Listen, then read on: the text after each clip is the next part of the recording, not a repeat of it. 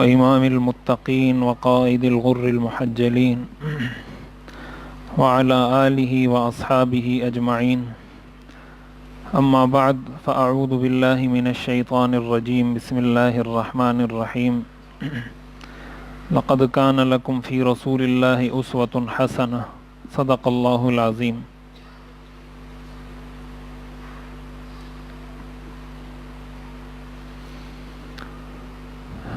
آج ہم نے جو چیز سمجھنی ہے اور پڑھنی ہے وہ حضور علیہ الصلاۃ والسلام کی عبادت اور آپ کا غار حرا میں جو آپ جاتے تھے، خلوت نشینی اختیار کرتے تھے، لوگوں سے ہٹ کٹ کر رہتے تھے، اور کس طرح آپ نے وہ ساری زندگی گزاری جس کے بعد پھر نبوت کا آغاز ہوا اور وحی کا آغاز ہوا۔ سب سے پہلے ایک بات عرض کر دوں، پچھلے درس میں میں نے حدیث ذکر کی تھی، لست بخب ولا الخب یخدعنی، تو یہ حضرت عمر رضی اللہ تعالیٰ عنہ کا قول ہے، حضور علیہ الصلاۃ والسلام کا قول نہیں ہے۔ میں نے اس کو غلطی سے حدیث کہہ کر نقل کیا تھا، یہ حضرت عمر رضی اللہ تعالیٰ عنہ کا قول ہے۔ اس کا ترجمہ یہ ہے، لست بخب ولا الخب یخدعنی، کہ نہ تو میں چالاک ہوں نہ کوئی چالاک آدمی مجھے دھوکہ دے سکتا ہے۔ تو بعض روایات میں یہ حضرت عمر کا قول نقل کیا گیا ہے، بعض میں ایاس بن معاویہ کا، لیکن بہرحال یہ حدیث نہیں ہے، تو اس کی تصحیح کر لیں، ذہن میں اس کو رکھیں۔ تو سب سے پہلی بات آج جو ہم نے سمجھنی ہے وہ یہ کہ انبیاء اور رسول جو اللہ کے پیغمبر ہیں، جب تک ان کو نبوت نہیں ملی ہوتی، رسالت جب تک نہیں ملی ہوتی، تو یہ بات طے شدہ حقیقت ہے کہ اللہ تعالیٰ ان کو ولی اور صدیق پہلے سے ہی بنا دیتے ہیں۔ یعنی جب تک کسی کو نبوت نہیں ملی، لیکن اللہ نے یہ فیصلہ کر رکھا ہے کہ اس کو میں نے اپنا نبی بنانا ہے، تو نبوت ملنے سے پہلے بھی وہ ولی بھی ہوتے ہیں اور صدیق بھی ہوتے ہیں، ولایت کے مرتبے پر بھی فائز ہوتے ہیں، اور صدیقیت جو بہت بڑا مرتبہ ہے اسلام میں، حضرت ابوبکر صدیق رضی اللہ تعالی عنہ یہ صدیق ہیں، تو وہ ولی بھی ہوتے ہیں اور صدیق بھی ہوتے ہیں۔ کبھی بھی کسی پیغمبر سے نبوت ملنے کے بعد تو امکان ہی نہیں، نبوت ملنے سے پہلے بھی کوئی پیغمبر کسی شرک میں مبتلا نہیں ہو سکتا۔ ایسا نہیں ہو سکتا کہ کسی کو اللہ نے پیغمبر بنانا ہو اور وہ نبوت ملنے سے قبل شرک کرے یا کسی گناہ میں مبتلا ہو، ایسا نہیں ہو سکتا۔ اللہ تعالیٰ انبیاء کی حفاظت نبوت ملنے سے پہلے بھی فرماتے ہیں، اور اس کی وجہ یہ ہے کہ اللہ تعالیٰ نے ان کو ایک رول ماڈل بنا کر پیش کرنا ہوتا ہے قوم کے سامنے، تو ان کی ساری زندگی اللہ تعالیٰ ایسے بنا کر رکھتے ہیں کہ وہ ہمیشہ ان ساری چیزوں سے بچ کر رہے ہیں۔ چنانچہ حدیث شریف کے اندر آتا ہے، حضور علیہ الصلاۃ والسلام نے ارشاد فرمایا، میں نے کبھی کسی بت کی عبادت نہیں کی اور نہ کبھی میں نے اپنی زندگی میں شراب کبھی نہیں پی۔ تو حضور علیہ الصلاۃ والسلام کی سیرت اور تاریخ میں کبھی کوئی غیر مسلم بھی، کوئی دشمن بھی آپ کا یہ چیزیں ثابت نہیں کر سکتا، یہ چیزیں تاریخ میں موجود ہی نہیں ہیں۔ یعنی وہ لوگ جو اسلام کے دشمن ہیں یا حضور علیہ الصلاۃ والسلام کے دشمن ہیں، وہ بھی تاریخ سے ان چیزوں کو کہیں سے ثابت نہیں کر سکتے، اور ثابت اس لیے نہیں کر سکتے کہ یہ چیزیں تاریخ میں موجود نہیں ہیں۔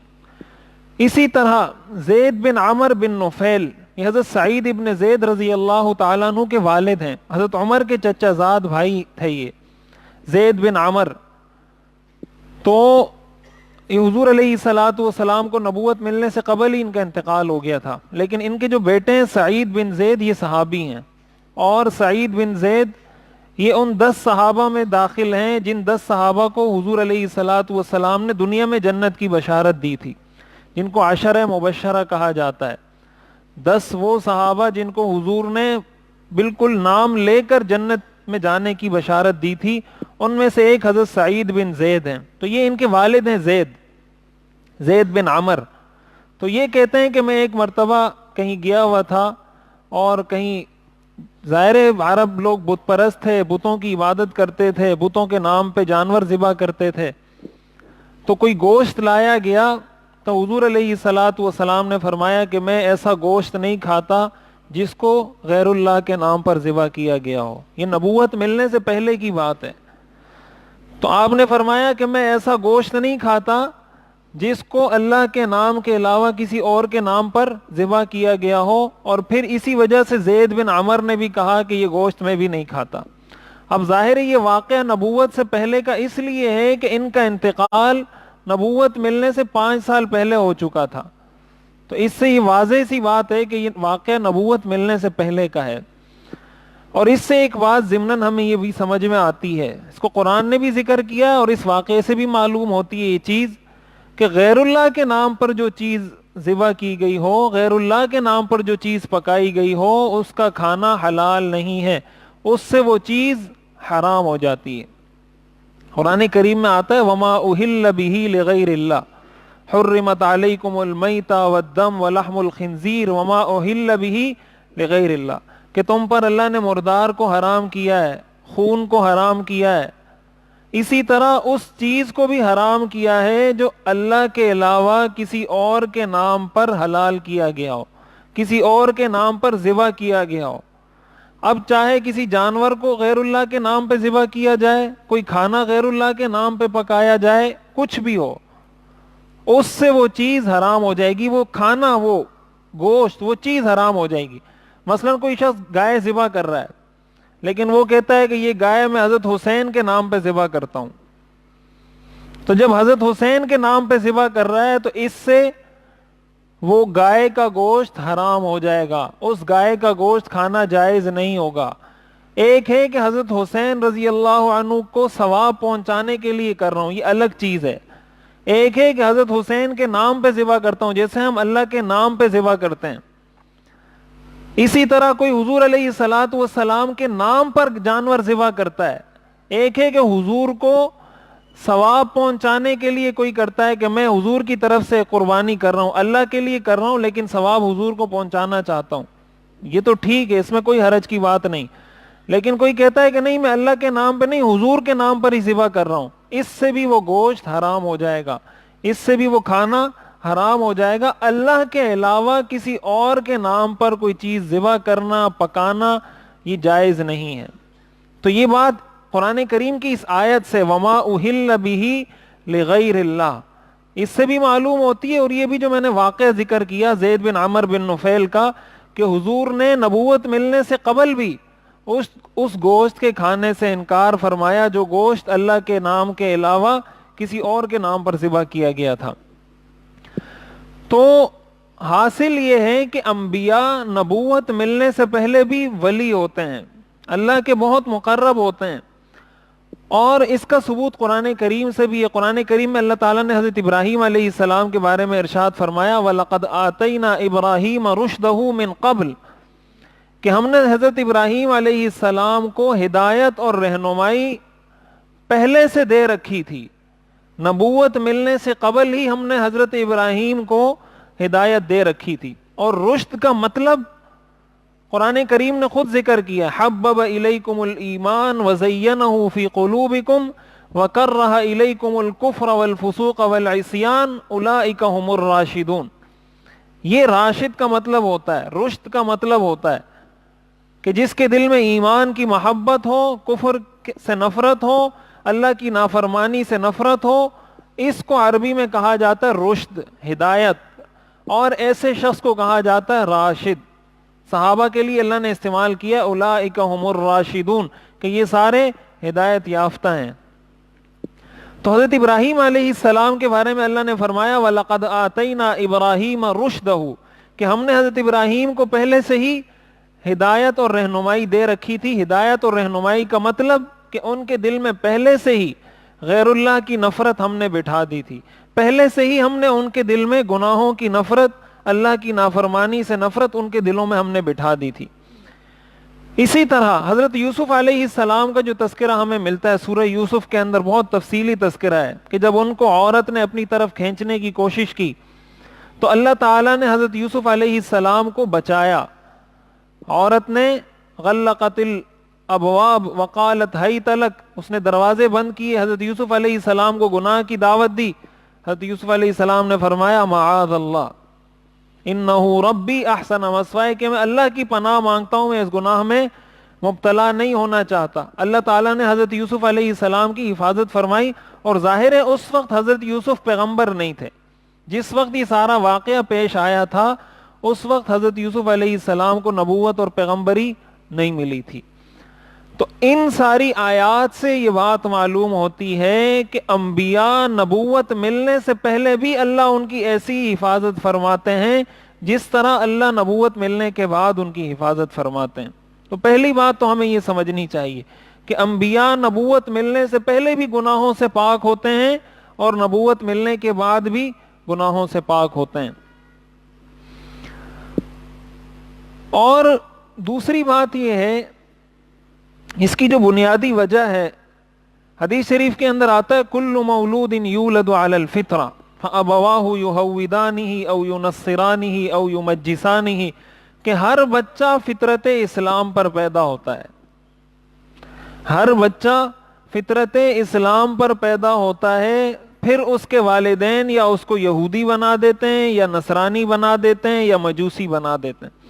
یعنی اس کا ماحول، اس کا گھرانہ، اس کے والدین، اس کا تعلیمی نظام، جو اس کے ارد گرد جس معاشرے میں وہ پل بڑھ رہا ہے، وہ معاشرہ یا اس کو یہودی بنا دے گا یا اس کو عیسائی بنا دے گا یا اس کو ہندو بنا دے گا یا مجوسی بنا دے گا۔ اللہ نے ہر بچے کو فطرت اسلام پر پیدا کیا ہے۔ اب یہاں ایک بات یہ بھی سمجھنی چاہیے، عموماً لوگ یہ سمجھتے ہیں کہ جو مسلمان کے گھر میں پیدا ہوا وہ مسلمان ہے، جو ہندو کے گھر میں پیدا ہوا وہ ہندو ہے، جو یہودی کے گھر میں پیدا ہوا وہ یہودی ہے۔ ایسا نہیں ہے، بچے یہودی اور عیسائی نہیں ہوتے، بچے یہودی ہندو مشرک نہیں ہوتے جو نابالغ ہوں۔ بچے اللہ نے جس بچے کو بھی پیدا کیا ہے فطرت اسلام پر پیدا کیا ہے۔ اب اگر وہ مسلمان ہیں تو وہ اپنی فطرت کی وجہ سے ہے، اور اگر یہودی ہے تو فطرت کی وجہ سے نہیں، ماحول کی وجہ سے۔ ان دونوں چیزوں میں فرق ہے، یہ فرق سمجھنا چاہیے۔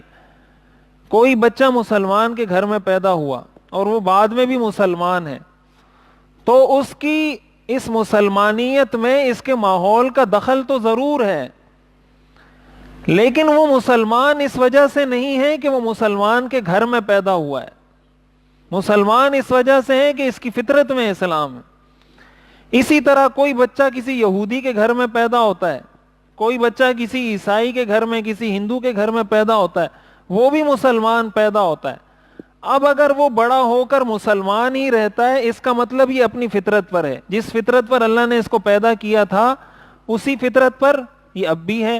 لیکن اگر وہ یہودی بن جاتا ہے یا عیسائی بن جاتا ہے، اس کا مطلب یہ ہے کہ اللہ نے اس کو مسلمان پیدا کیا تھا، اس کے ماں باپ نے اس کو یہودی بنا دیا، اس کے ماحول نے اس کو یہودی یا عیسائی بنایا، اللہ نے اس کو یہودی یا عیسائی پیدا۔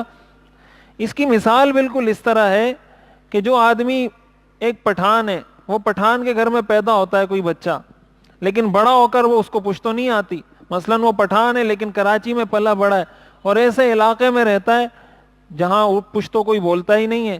اب وہ بڑا ہوا، اس کو پشتو کا ایک لفظ بھی نہیں آتا، تو اب اس سے کوئی پوچھے گا تو وہ یہی کہے گا کہ میں پٹھان ہوں، باوجود اس کے کہ اس کو پشتو کا ایک لفظ بھی نہیں آتا۔ بلوچوں کے ساتھ رہتا ہے، ممکن ہے بلوچی اس کو پوری آتی ہو، پنجاب والوں کے ساتھ رہتا ہے، ممکن ہے پنجابی اس کو پوری آتی ہو، لیکن وہ کبھی یہ نہیں کہے گا کہ میں پنجابی ہوں یا میں بلوچی ہوں یا میں فلاں ہوں یا فلاں ہوں۔ کوئی پوچھے گا تو کہے گا میں پٹھان ہوں۔ کیوں؟ اس لیے کہ وہ پیدا وہاں ہوا تھا۔ تو یہ تو زبان کی حد تک ہے، تو زبان کی حد تک تو ہم پٹھان کے گھر میں پیدا ہونے والے کو پٹھان، پنجابی کے گھر میں پیدا ہونے والے کو پنجابی، بلوچی کے گھر میں پیدا ہونے والے کو بلوچی، یہ تو زبان کی حد تک ہے۔ مذہب ان الدین عند اللہ الاسلام، زبانیں تو بہت ساری ہیں، مذہب اللہ کی نظر میں ایک ہی ہے، جو جہاں بھی پیدا ہوتا ہے مسلمان ہی پیدا ہوتا ہے۔ بڑا ہو کر اگر وہ یہودی یا عیسائی بنا ہے اپنے ماحول کی وجہ سے، ماں باپ کی وجہ سے بنا ہے، اصل اگر آپ اس کی جا کے دیکھیں گے اللہ نے اس کو اسلام ہی کی حالت میں پیدا کیا تھا۔ تو اس لیے ایک عام انسان کی یہ ذمہ داری بنتی ہے. بسا اوقات ایسا ہوتا ہے کہ جو کسی اور مذہب سے تعلق رکھتا ہے, کوئی ہندو ہے, عیسائی ہے, تو بس وہ کہتے ہیں وہ مسلمانوں کے گھر میں پیدا ہو گئے, ہم یہاں پیدا ہو گئے, وہ اپنے دین پر ٹھیک ہیں, ہم اپنے دین پر ٹھیک ہیں. تو یہ بات اچھے طریقے سے یاد رکھنی چاہیے کہ اللہ تعالیٰ اس طرح کسی کو معاف نہیں کرے گا. بھائی دیکھیں, اللہ نے ہمیں یہ دعا سکھائی ہے, اہدنا الصراط المستقیم, سیدھی راہ پر. کیا دنیا میں کوئی ایسا شخص ہے, چاہے وہ کسی بھی مذہب سے تعلق رکھتا ہو, جو یہ کہے کہ میں سیدھی راہ پر نہیں چلنا چاہتا؟ ایسا تو دنیا میں آپ کو کوئی بھی نہیں ملے گا. تو اللہ نے ہمیں یہ دعا سکھائی ہے کہ آپ کسی بھی مذہب سے تعلق رکھتے ہیں. یہ بات میں اس لیے کر رہا ہوں کہ یہ جو سننے والے اس میں غیر مسلم بھی ہوتے ہیں, تو ان حضرات کے لیے یہ بات کر رہا ہوں. آپ کہیں گے ہم تو سارے مسلمان ہیں, پتہ نہیں ہمیں کیوں یہ بات کر رہے ہیں. سننے والے چونکہ وہ بھی ہوتے ہیں غیر مسلم, اور وہ سنتے ہیں اس نیت سے کہ ہمیں بات سمجھ میں آئے, اس لیے یہ بات عرض کر رہا ہوں.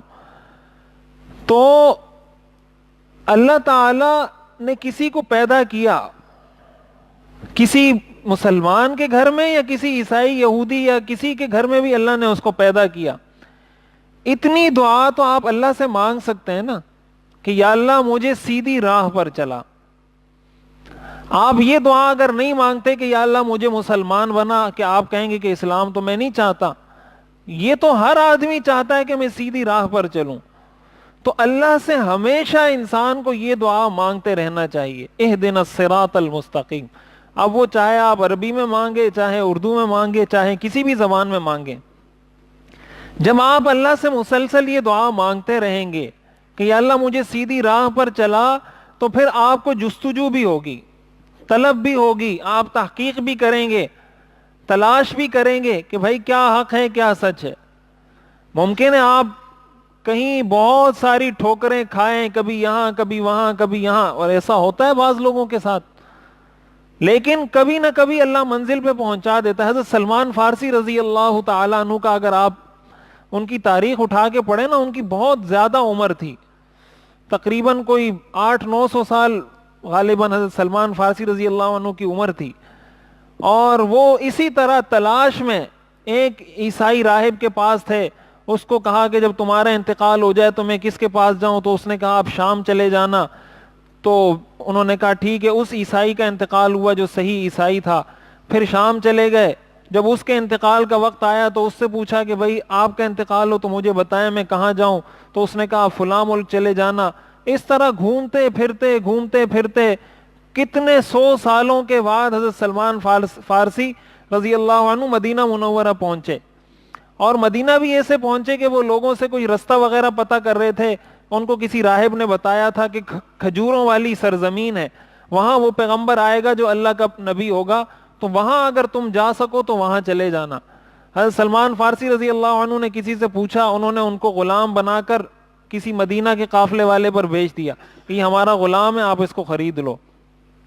حضرت سلمان فرماتے ہیں مجھے غلام انہوں نے بنا دیا, بیچ دیا, مدینہ مجھے لے کر آئے. جب میں نے اس سرزمین کو دیکھا تو مجھے اندازہ ہو گیا کہ یہ وہی سرزمین ہے جو مجھے اس عیسائی راہب نے بتائی تھی کہ اللہ کا آخری پیغمبر اس سرزمین کی طرف ہجرت کرے گا. تو کہا میں وہاں ایک یہودی کے ساتھ باغ میں مزدوری کرنے لگا, غلام تھا اس کا تو مزدوری کرتا تھا. تو کہا ایک دن میں درخت پہ چڑھا ہوا تھا اور کھجور کاٹ رہا تھا یا کوئی بھی کام کر رہا تھا, تو اتنے میں کوئی شخص اس مالک کے پاس آیا اور اس کو کہا کہ ایک شخص آیا ہے جس نے نبوت کا دعویٰ کیا ہے, اور اس طرح باتیں کرنے لگا حضور کے بارے میں. یہ کہتے ہیں میں نے فوراً درخت سے چھلانگ لگائی اور میں ان کی باتیں سننے لگا. تو اس مالک نے مجھے مارا کہ تم غلام ہو, تمہارا ان باتوں کے ساتھ کیا کام ہے, جا کے اوپر چڑھو کام کرو.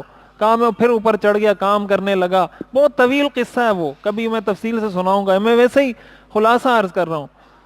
تو بہرحال جب شام ہوئی, چھٹی ہوئی میرا مالک چلا گیا گھر, تو میں وہاں سے نکل کے چھپ کے گیا حضور علیہ الصلوۃ والسلام کے پاس, اور حضور کی کچھ نشانیاں ان کو بتائی تھی اس عیسائی نے, جو عیسائی عالم تھے, کہ وہ صدقہ نہیں کھائے گا, ہدیے کو قبول کرے گا, ان کی 2 کندھوں کے درمیان نبوت کی مہر ہوگی, اور اس طرح کچھ علامات انہوں نے بتائی تھیں.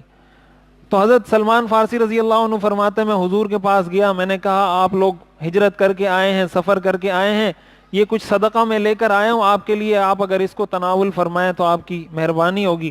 تو حضور نے صحابہ کو فرمایا بھائی تم سارے کھا لو, آپ پیچھے ہو کر بیٹھ گئے. تو حضرت سلمان فرماتے ہیں میں نے کہا ہادی واللہ واحدہ، کہ اللہ کی قسم پہلی نشانی پوری ہو گئی۔ کہتے ہیں پھر اگلے دن میں آیا، میں نے کہا یہ میری طرف سے کچھ ہدیہ ہے، آپ اس کو کھائیں تو آپ کی بڑی مہربانی ہوگی۔ تو حضور نے صحابہ کو بھی بلایا، خود بھی کھانے لگے، تو مجھے پتہ چل گیا کہ یہ صدقہ نہیں کھاتے، ہدیہ کھاتے ہیں۔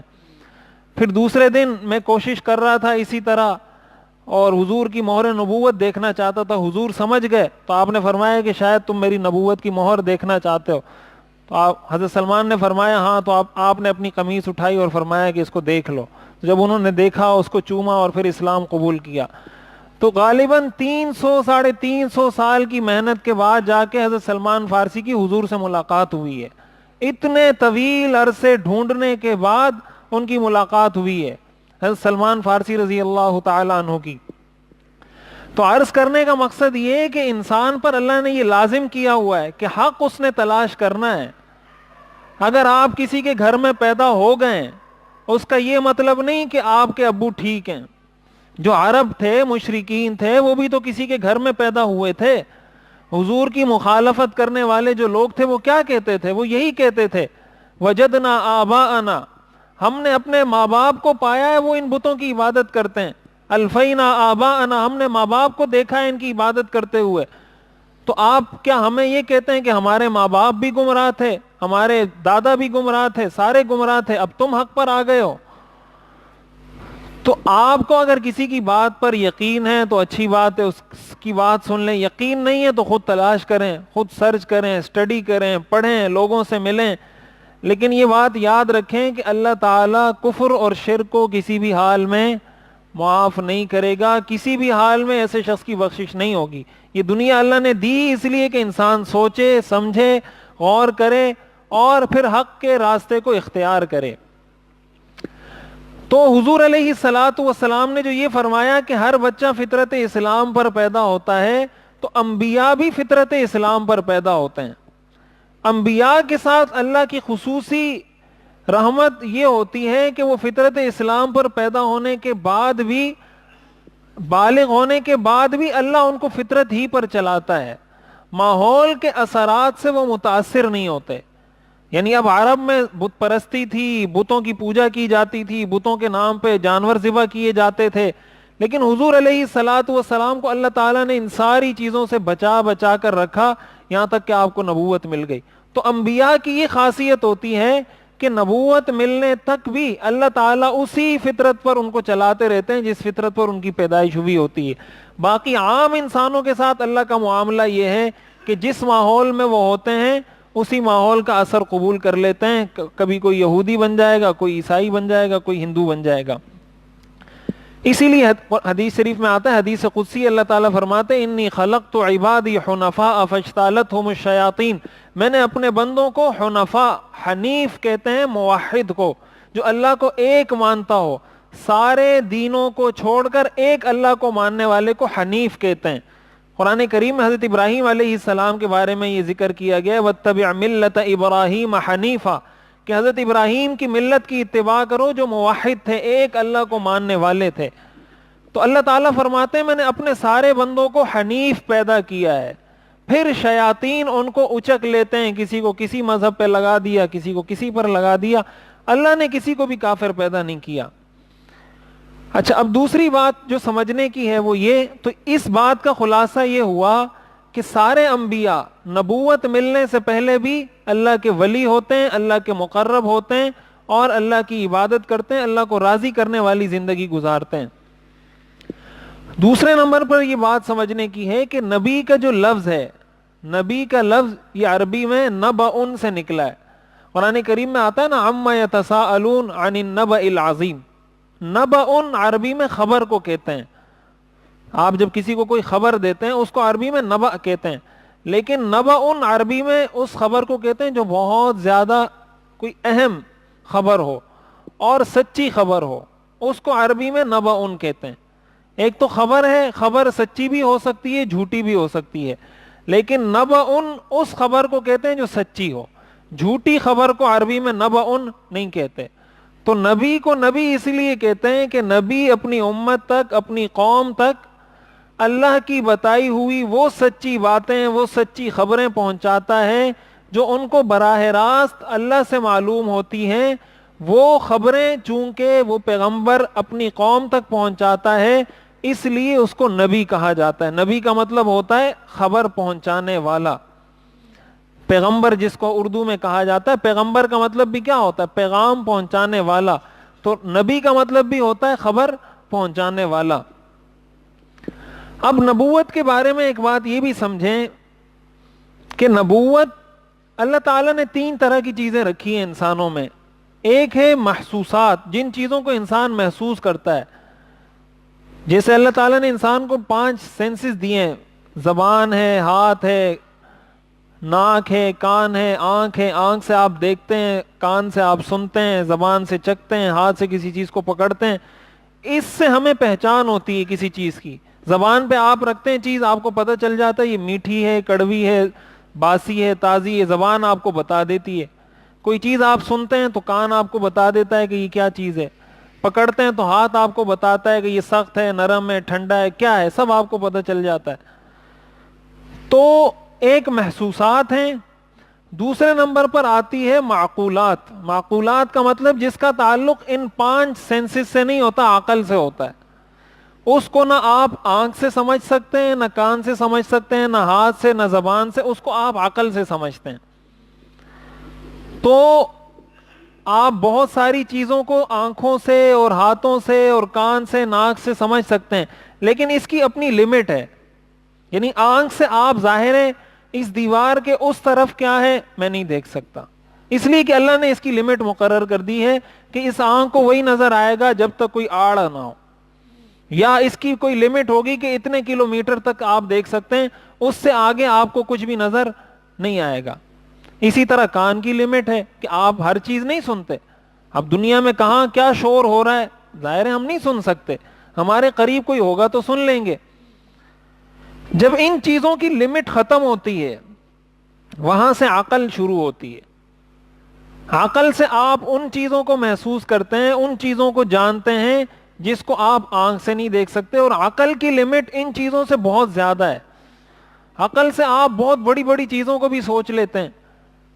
یہ جتنے جو کچھ ہمارے سامنے ایجادات ہیں، کسی نے جہاز بنایا تو کسی نے موبائل بنایا تو کسی نے کیا بنایا، ظاہر ہے عقل لڑائی ہے سب نے۔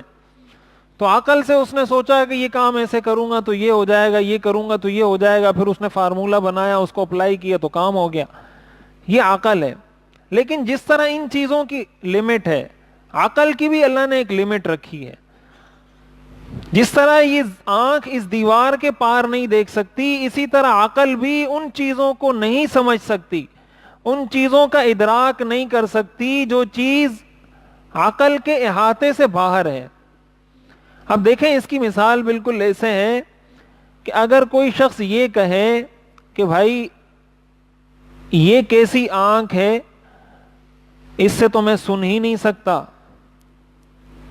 یہ کیسی آنکھ ہے، اس سے میں سن نہیں سکتا، تو آپ کا جو سامنے والا مخاطب ہوگا وہ کہے گا آپ کی بات غلط ہے۔ آپ کی بات کیا ہے؟ غلط۔ کیوں؟ اس لیے کہ آنکھ سے کوئی سنتا نہیں، آنکھ سے دیکھا جاتا ہے، سنا نہیں جاتا۔ اب کوئی کہے کہ میں تو اس کان سے دیکھ ہی نہیں سکتا، تو سامنے والا آپ کو بتائے گا کہ کان سے کوئی دیکھتا نہیں بلکہ کان سے سنتا ہے۔ اس کا یہ مطلب بھی نہیں کہ یہ کان کام کا نہیں ہے، اور اس کا یہ مطلب بھی نہیں کہ یہ آنکھ کام کی، آنکھ بھی کام کی ہے اس لیے کہ دیکھ رہی ہے، کان بھی کام کے ہیں اس لیے کہ یہ سن رہے ہیں۔ اس وجہ سے کوئی کان کو بیکار نہیں کہے گا کہ یہ کیسا کان ہے جو دیکھتا نہیں ہے، یہ کیسا کان ہے جو چکھتا نہیں ہے، یہ کیسا کان ہے جو سونگھتا نہیں ہے۔ کوئی بھی کان کو بیکار، وہ کہے گا بھائی کان کا یہ کام ہی نہیں ہے، جو اس کا کام ہے وہ یہ کر رہا ہے، بس ٹھیک ہے، اس کا جو فنکشن ہے جو اس کو اللہ نے دیا ہے وہ یہ کر رہا ہے تو ٹھیک ہے۔ ہاں اگر وہ بھی نہیں کرے تو پھر غلط ہوگا۔ اسی طرح عقل ہے، عقل کو بھی اللہ نے ہی پیدا کیا ہے نا، اور اس انسان کے سر میں اس کو فٹ کیا ہے دماغ کو، یہ ساری چیزیں اللہ نے اس کو دی ہیں۔ اب بہت ساری چیزیں ایسی ہوتی ہیں جو ہمیں عقل سے سمجھ میں آ رہی ہوتی ہیں، لیکن اس کی بھی ایک لمٹ ہوتی ہے، اس لمٹ پر جا کر عقل ختم۔ تو پہلا درجہ ہے محسوسات کا، دوسرا درجہ ہے معقولات کا، جس کو عقل سے سمجھا جاتا ہے، جہاں جا کر عقل کی انتہا ہوتی ہے وہاں سے وحی کی ابتدا ہوتی ہے۔ اللہ کی طرف سے وحی جو آتی ہے اس کا آغاز وہاں سے ہوتا ہے جہاں جا کر انسان کی عقل ختم ہو جاتی ہے۔ اس لیے یہ جو بات کی جاتی ہے کہ بھائی یہ شریعت کا یہ حکم تو میری سمجھ میں نہیں آتا، تو بھائی آپ کی سمجھ میں آئے یا نہ آئے، اللہ کی سمجھ میں آتا ہے۔ اللہ نے آپ کو حکم دیا اور وحی کے ذریعے حکم دیا ہے، جب وحی کے ذریعے حکم دیا ہے تو آپ نے اس کو ماننا ہوگا، اس لیے کہ یہ بات طے شدہ ہے کہ آپ کی عقل میں دنیا کی ساری چیزیں نہیں آ سکتی۔ آپ دیکھیں سائنسدانوں میں کتنا اختلاف ہوتا ہے، سائنسدانوں کے نظریات مختلف ہوتے ہیں نا، ایک سائنسدان ایک نظریہ پیش کرتا ہے، 50 سال بعد ایک آتا ہے وہ اس کے مخالف نظریہ پیش کرتا ہے، تو سارے ہی عقل مند تھے، لیکن اس کی عقل میں یہ بات آئی، اس کی عقل میں یہ بات آئی۔ اس سے معلوم یہ ہوتا ہے کہ ہر انسان کی عقل میں ہر بات نہیں آ سکتی، دنیا کی بھی ہر بات ہر انسان کی عقل میں نہیں آ سکتی، تو شریعت کی بھی ہر بات ہر انسان کی عقل میں آئے یہ کوئی ضروری کام نہیں ہے، ہم نے اس کو ماننا ہے۔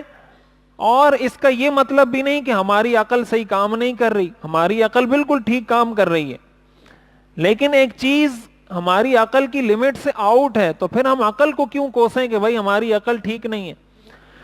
تو نبوت یہ تیسرا درجہ ہوتا ہے، محسوسات معقولات سے بڑھ کر اگلا درجہ ہوتا ہے وحی کا، جس کا تعلق براہ راست اللہ کی طرف سے ہوتا ہے، اور نبی کا کام یہ ہوتا ہے کہ وہ چیزیں وہ اللہ کی طرف سے سن کر معلوم کر کے اپنی قوم کو بتا رہا ہوتا ہے، اس لیے قوم پر لازم ہوتی ہے یہ بات کہ وہ اپنے اس پیغمبر کی اتباع کرے۔ اگر وہ اتباع نہیں کرے گی تو محسوسات کی حد تک تو وہ ٹھیک ہے، معقولات کی حد تک تو وہ ٹھیک ہے، اس سے آگے کی جو دنیا ہے اس میں وہ گمراہ ہے۔ اور ظاہر ہے آخرت میں کامیابی اور ناکامی کا مدار محسوسات اور معقولات سے بڑھ کر اس تیسرے درجے پر ہے کہ اس تیسری چیز میں آپ کامیاب ہیں یا ناکام ہیں۔ اگر اس تیسرے درجے میں کوئی کامیاب ہو جاتا ہے تو پھر وہ کامیاب ہی کامیاب ہے، دنیا میں بھی اور آخرت میں۔ یہ نبوت کا مقصد ہوتا ہے کہ اللہ تعالیٰ نے جو دنیا میں نبوت دی ہے، پیغمبروں کو جو بھیجا ہے وہ اس مقصد کے لیے بھیجا ہے۔ اگر انسانی عقل کافی ہوتی اللہ کبھی بھی دنیا میں کسی پیغمبر کو نہیں بھیجتا۔ اگر اللہ نے پیغمبر بھیجا ہے یہ اس بات کی علامت ہے کہ اس پیغمبر کی ضرورت تھی۔ ایک عام سے عام آدمی، بے وقوف سے بے وقوف آدمی بھی کوئی کام بغیر غرض مقصد کے نہیں کرتا۔ جب بھی انسان کوئی بھی کام کرتا ہے کسی مقصد کے لیے کرتا ہے، کوئی گھر سے نکلتا ہے تو کسی مقصد سے نکلتا ہے، گھر جاتا ہے تو کسی مقصد سے جاتا ہے، اپنے کام پہ جاتا ہے تو کسی مقصد سے جاتا ہے۔ تو اللہ نے اتنے سارے پیغمبر پیدا کر دیے تو اللہ کا کوئی مقصد نہیں ہوگا؟ ایسا نہیں ہو سکتا۔ جب اللہ نے اتنے پیغمبر پیدا کیے تو کوئی مقصد ہے، اور وہ مقصد کیا ہے؟ وہ مقصد یہ ہے کہ اللہ کا پیغام وہ اللہ کی مخلوق تک پہنچائیں۔ دو ہی صورتیں ہو سکتی ہیں، یا تو اللہ ہر بندے سے بات کرے، ہر بندے سے اللہ بات کرے، ظاہر ہے ہر انسان کی کہ بس کی بات نہیں ہے اللہ سے بات کرنا۔ حضرت موسیٰ علیہ السلام جب اس کو برداشت نہیں کر سکے تو عام انسان اس کو کیا برداشت کر سکے گا؟ تو اللہ کوئی انسان تو ہے نہیں معاذ اللہ کہ جیسے ہم انسان سے بات کرتے ہیں تو کر لیں گے۔ اللہ کی بات کو برداشت کرنا، اس کو سننا، اس کا تحمل کرنا، حدیث شریف میں آتا ہے حضور علیہ الصلاۃ والسلام پر جب وحی نازل ہوتی تھی اور آپ کسی جانور پر سوار ہوتے تھے تو اس جانور کا پیٹ زمین سے لگ جاتا تھا بوجھ کی وجہ سے، اتنا وحی کا بوجھ ہوتا تھا کہ اس کا پیٹ بالکل زمین سے لگ جاتا تھا، وہ جانور اس کو برداشت نہیں کر سکتا تھا۔ اور حضور علیہ الصلاۃ والسلام پر سخت سردی کے اندر اتنا پسینہ آتا تھا کہ آپ کا پورا جسم پسینے سے بھر جاتا تھا، صرف اس وحی کے بوجھ کی وجہ سے۔ اور صحابہ فرماتے ہیں ہمیں فوراً پتہ چل جاتا تھا جب حضور پہ وحی نازل ہوتی تھی، ہمیں آپ کے رنگ سے، آپ کی حیت سے پتہ چل جاتا تھا کہ ابھی حضور پہ وحی نازل ہو رہی ہے۔ تو جن کو اللہ نے بنایا ہی اس مقصد کے لیے، جب ان پر وحی کا اتنا بوجھ ہے تو اگر کسی عام انسان سے اللہ بات کرے گا تو اس کا کیا حال ہوگا؟ حضرت موسیٰ علیہ السلام کا تو واقعہ معروف ہے کہ انہوں نے اللہ تعالیٰ سے درخواست کی ارینی، کہ اللہ میں آپ کو دیکھنا چاہتا ہوں۔ اللہ نے فرمایا لن ترانی، کہ تم مجھے نہیں دیکھ سکتے. اللہ فرماتے ہیں فلما تجلی ربہ للجبل جعلہ دکا وخر موسیٰ صاعقا. جب اللہ نے اپنی تجلی پہاڑ کو دکھائی تو حضرت موسیٰ علیہ السلام بے ہوش ہو کر گر پڑے. حضرت موسیٰ علیہ السلام اس کو برداشت نہیں کر سکے. تو دو ہی صورتیں ہیں, یا تو اللہ براہ راست کسی انسان سے بات کرے, یہ انسان کے بس کی بات نہیں. اس کی مثال بالکل ایسے ہی ہے کہ جیسے اس موبائل کو مثلاً جتنا وولٹیج چاہیے چارج کرنے کے لیے, آپ اس کے اندر اتنی موٹی تار لگا دیتے ہیں کہ میں اس کو چارج کرتا ہوں اس موبائل کو, اور یہ بہت بڑی تار ہے, ڈائریکٹ اس سے چارج ہوگا تو ویسے 1 گھنٹے میں ہوتا ہے تو بھی 1 سیکنڈ میں ہو جائے گا. تو کیا یہ موبائل چارج ہوگا؟ نہیں ہوگا, موبائل اڑ جائے گا. یہ موبائل اس کو برداشت ہی نہیں کر سکتا. اب آپ کہیں اتنی چھوٹی پتلی سی تار بنائی ہوئی ہے اور اس تار کے ذریعے ہم نے چارج کرنا ہے, کوئی بڑی سی تار ہو, لگائیں اس کو 1 سیکنڈ میں چارج ہو, نکال دیں, یہ فارمولہ کامیاب. تو بھائی جب موبائل کے بارے میں سمجھ میں آتا ہے تو اللہ کو ہم نے کیا سمجھ رکھا ہے؟ اللہ کو ہم نے کیا سمجھ رکھا ہے؟ اللہ کی تجلی کیا اس ہائی ٹینشن پاور سے بھی کم ہے کیا؟ اللہ کی تجلی کے کیا کہنے, جس نے آسمان و زمین سب کچھ اللہ نے بنایا. تو اللہ کی تجلی ایک عام انسان برداشت کرے, یہ ممکن نہیں ہے. تو پھر دوسری صورت بچتی ہے کہ اللہ کچھ لوگوں کو منتخب کرے, ان لوگوں کو بتا دے اور ان کو کہے کہ بھائی میری طرف سے تم ان سب کو بتا دو. یہ نبی کا مقصد ہوتا ہے, یہ پیغمبر ہوتا ہے. اللہ نے ان کو منتخب کر لیا, منتخب کرنے کے بعد ان پر وحی نازل کر دی, ان کو تعلیمات دے دی اور ان کی ذمہ داری لگا دی کہ بھائی اب اس وحی کو تم نے پوری قوم تک, پوری امت تک پہنچانا ہے. اس چیز کو کہا جاتا ہے نبوت اور اسی چیز کو کہا جاتا ہے رسالت. اب رسالت کا جو آغاز ہوتا ہے نبوت کا, یہ تھوڑی ایسی تھیوریٹیکل چیزیں, نظریاتی چیزیں, لیکن معلومات میں ہونی چاہیے, انسان کو پتا ہو. ہم مسلمان ہیں تو ہمیں اتنا تو پتا ہو نبوت کیا چیز ہوتی ہے, نبی کس لیے آتے ہیں, اس کے پیچھے تھیوری کیا ہے, فلسفہ کیا ہے. تھوڑا ہم بصیرت کے ساتھ مسلمان ہو, اندھے مسلمان نہ ہو نا کہ کچھ پتہ ہی نہ ہے. اب نبوت کا جو آغاز ہوتا ہے, نبوت کا آغاز ہوتا ہے سچے خوابوں سے. حدیث شریف کے اندر آتا ہے کہ سچے خواب یہ نبوت کا 40واں حصہ ہے. ایک حدیث میں آتا ہے کہ نبوت تو ختم ہو گئی لیکن مبشرات, اس کو حدیث میں قرار دیا گیا, وہ اب بھی باقی ہیں. اور مبشرات کا مطلب ہوتا ہے سچے خواب. اور علماء نے لکھا ہے کہ اسی سے اندازہ لگایا جا سکتا ہے کہ وہی کس نوعیت کی چیز ہوگی. یعنی وہی کا درجہ, اس کی حیت اور کیفیت تو کسی کو معلوم ہی نہیں کہ کیسی ہوتی ہوگی, کیسے نبی کو پتہ چلتا ہوگا, وہ تو ہم پتہ نہیں لگا سکتے. لیکن تھوڑا بہت احساس انسان کو اس خواب کے ہو سکتا ہے کہ انسان جب کوئی سچا خواب دیکھتا ہے, جھوٹے خواب کی بات نہیں, سچے خواب کی بات کر رہا ہوں, جب انسان کوئی سچا خواب دیکھتا ہے تو اللہ تعالیٰ اس خواب میں اس کو بہت ساری وہ چیزیں دکھا دیتا ہے جو اس کو نہ اپنی عقل سے سمجھ میں آتی ہیں, نہ اس کو اپنی محسوس, جو اس کے 5 سینسز ہیں, جو اس کے حواس خمسہ ہیں, اس سے بھی سمجھ میں نہیں آتی. لیکن خواب کے ذریعے اللہ تعالیٰ اس کو متنبہ کر دیتا ہے, اس کو بتا دیتا ہے. اب وہ جو چیز اس کو پتہ چلی ہے وہ کیسے پتہ چلی, وہ عقل سے بھی پتہ نہیں چلی, وہ ہاتھ پاؤں آنکھ کان ناک سے بھی پتہ نہیں چلی. کس ذریعے سے پتہ چلی؟ اللہ کی طرف سے پتہ چلی. وہی تو اس سے بہت اعلیٰ درجے کی چیز ہے.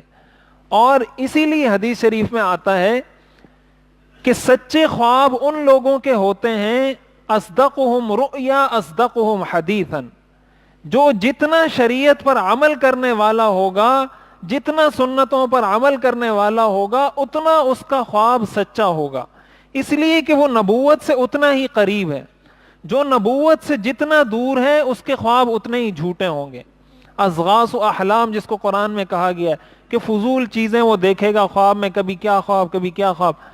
جو انسان جتنا شریعت پر زیادہ عمل کرنے والا ہوگا اس کا خواب اللہ کی طرف سے اتنا ہی سچا ہوگا. جو وہ خواب میں دیکھے گا اللہ پھر اسی طرح کرتے ہیں.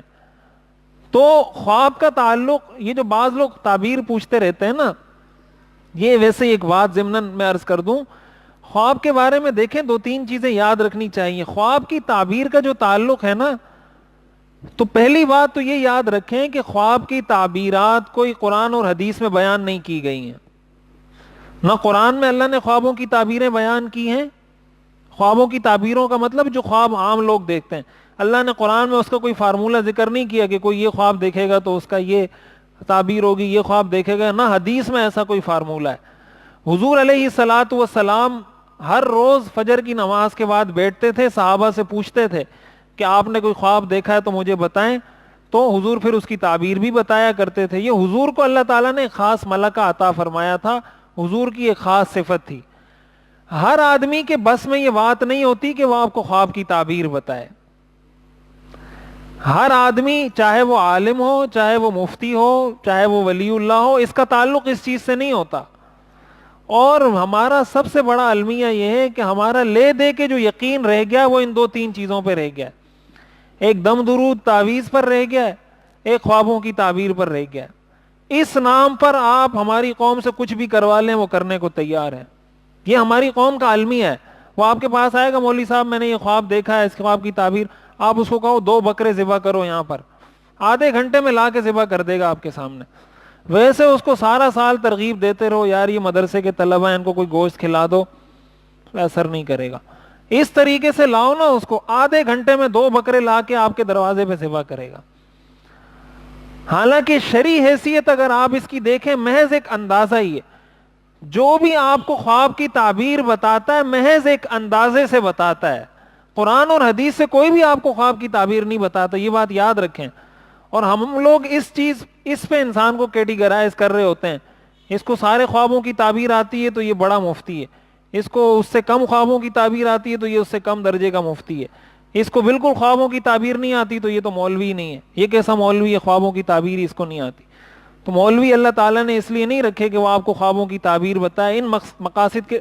ہاں کوئی بتا دے, بعض لوگوں کو اللہ نے خداداد صلاحیت دی ہوتی, ایسے علماء آج بھی موجود ہیں جو بتاتے ہیں, اور ان کو اللہ نے ایک صلاحیت دی ہے, یا ان کا ایک تجربہ ہوتا ہے, یا وہ کسی ایسے آدمی کے پاس رہے ہوتے ہیں جس کو مہارت ہوتی ہے, تو وہ کسی کی صحبت کی وجہ سے کسی کو سیکھنے کو مل جاتا ہے.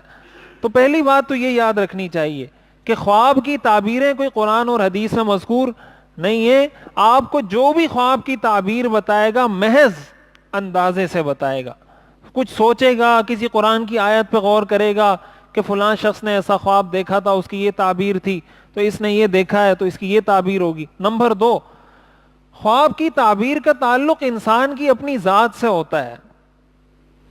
جیسے یہ حدیث ہے, صحیح حدیث ہے, اصدقہم رؤیا اصدقہم حدیثا. ایک آدمی ہے جو شریعت پر عمل کرتا ہے, اس نے ایک خواب دیکھا, اور ایک آدمی ہے جو شریعت سے بالکل دور ہے, وہی خواب اس شخص نے بھی دیکھا.